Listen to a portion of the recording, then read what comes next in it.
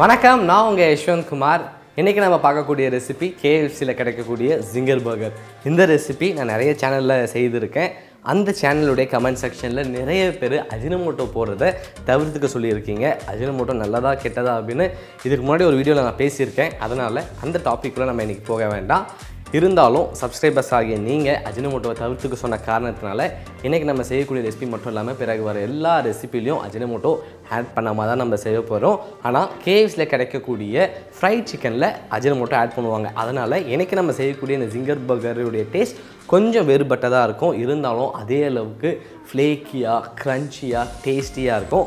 இந்த ரெசிபி நீங்கள் தைரியமாக ஃபாலோ பண்ணலாம். ஏன்னா இது நிறைய வாட்டி நான் ட்ரை பண்ணி பார்த்துருக்கேன்.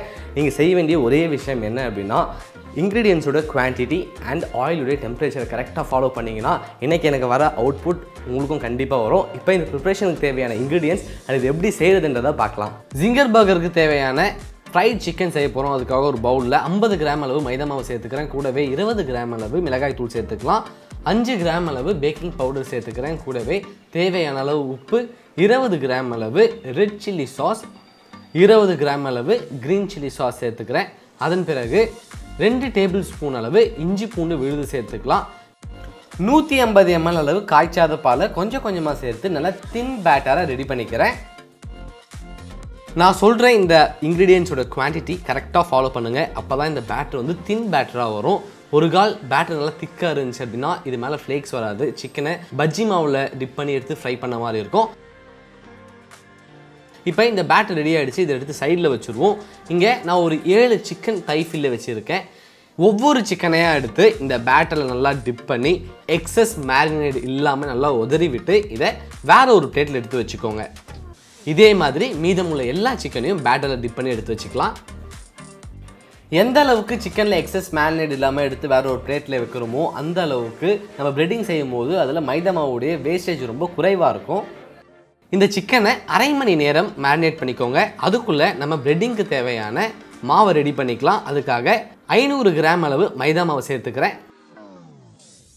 கூடவே தேவையான அளவு உப்பு, 1 டீஸ்பூன் அளவு மிளகுத்தூள் சேர்த்து ஒரு ஸ்ட்ரெயினர் யூஸ் பண்ணி இதை நான் வந்து சலிச்சிக்கிறேன்.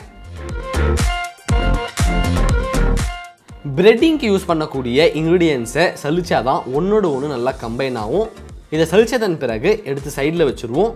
இங்கே ஒரு பவுலில் ஐஸ் கோல்ட் வாட்டர் வச்சுருக்கேன். கூடவே நம்ம அரை மணி நேரம் மேரினேட் பண்ணி வச்சுருந்த சிக்கன் வச்சுருக்கேன். இப்போ ஒவ்வொரு சிக்கனாக எடுத்து நம்ம சலிச்சு வச்சுருக்கேன் இந்த மாவில் போட்டு சிக்கன் கொஞ்சம் கூட தெரியாத அளவுக்கு மாவு வச்சு நல்லா கோட் பண்ணிக்கோங்க. சிக்கனுடைய முன்னும் பின்னும் மாவு வச்சு நல்லா கோட் பண்ணதன் பிறகு இதை நம்ம கையை வச்சு ஒரு 2-3 வாட்டி நல்லா ப்ரெஸ் பண்ணிக்கலாம். இந்த பிரெட்டிங் மெத்தடில் நம்ம யூஸ் பண்ணக்கூடிய மைதா மாவு கடைசியாக கொஞ்சம் எக்ஸஸாக இருக்கும். அப்படி மிச்சமாகக்கூடிய மைதா மாவு எடுத்து நம்மளால் ஸ்டோர் பண்ண முடியாது. ஏன்னா அது சீக்கிரம் கெட்டு போகிறதுக்கு நிறைய வாய்ப்புகள் இருக்குது. அதனால் அதை ஒரு ஸ்ட்ரெயினர் யூஸ் பண்ணி நல்லா சலிச்சுட்டு நீங்கள் வேறு ஏதாவது ரெசிபி செஞ்சு அதை யூஸ் பண்ணிக்கோங்க.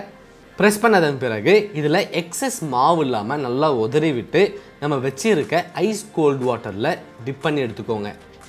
ஐஸ் கோல்டு வாட்டரில் சிக்கனை டிப் பண்ணி எடுத்ததன் பிறகு மறுபடியும் அதே மைதா மாவில் போட்டு அது மேலே மைதா மாவை கொஞ்சோடு சிக்கன் தெரியாத அளவுக்கு தூவி விட்டதன் பிறகு இதை மறுபடியும் ஒரு முறை நல்லா ப்ரெஸ் பண்ணிக்கலாம். ப்ரெஸ் பண்ணதன் பிறகு இது மேலே இருக்கக்கூடிய எக்ஸஸ் மைதா மாவு இல்லாத மாதிரி இது ஒரு வாட்டி நல்லா உதறி விட்டுக்கோங்க. எந்த அளவுக்கு சிக்கனில் எக்ஸஸ் மேரினேட் இல்லாமல் எடுத்து வேறு ஒரு பிளேட்டில் வைக்கிறோமோ அந்த அளவுக்கு நம்ம பிரெட்டிங் செய்யும் போது அதில் மைதா மாவுடைய வேஸ்டேஜ் ரொம்ப குறைவாக இருக்கும். இந்த அளவுக்கு இதை நல்லா உதர்னதன் பிறகு இதை 180 டிகிரி செல்சியஸில் இருக்க எண்ணெயில் போட்டு பொரிச்சு எடுத்துக்கலாம்.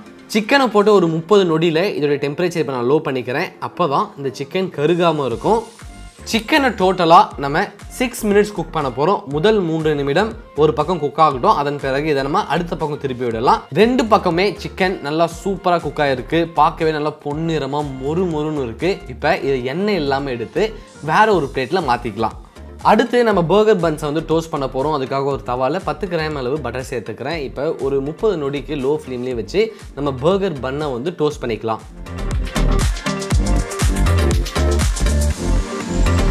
இந்த மாதிரி நல்லா டோஸ்ட் ஆனதன் பிறகு இதை எடுத்து சைடில் வச்சுக்கோங்க. ஜிங்கர் பர்கருக்கு தேவையானது எல்லாமே ரெடி ஆகிடுச்சு. இப்போ நம்ம பர்கரை அசம்பிள் பண்ண போகிறோம். ஃபஸ்ட்டு இதுக்கு மேலே நல்லா பொன்னிறமாக மொறுன்னு இருக்கக்கூடிய ஃப்ரைட் சிக்கனை ப்ளேஸ் பண்ணிக்கிறேன். அது மேலே லீஃப் லெட்யூஸ் ப்ளேஸ் பண்ணிக்கலாம். பொதுவாக இந்த ஜிங்கர் பர்கரில் ஐஸ்பர்க் லெட்யூஸ் தான் வைப்பாங்க. ஆனால் ஃபோட்டோக்கு நல்லாயிருக்கும் அப்படின்றதுக்காக நான் இதில் லீஃப் லெட்யூஸ் வச்சுருக்கேன். உங்களுக்கு வேண்டாம் அப்படின்னா நீங்கள் ஐஸ்பர்க் லெட்யூஸ் யூஸ் பண்ணிக்கலாம். இப்போ இது மேலே கொஞ்சம் எக்லெஸ் மயோனைஸ் வச்சு பைப் பண்ணிக்கலாம். கடைசியாக நம்ம பர்கருடைய க்ரௌன் வச்சு க்ளோஸ் பண்ணிக்கலாம். அவ்வளோதான், ரொம்ப ஈஸியான டேஸ்டியான ஜூஸியான ஜிங்கர் பர்கர் ரெடி.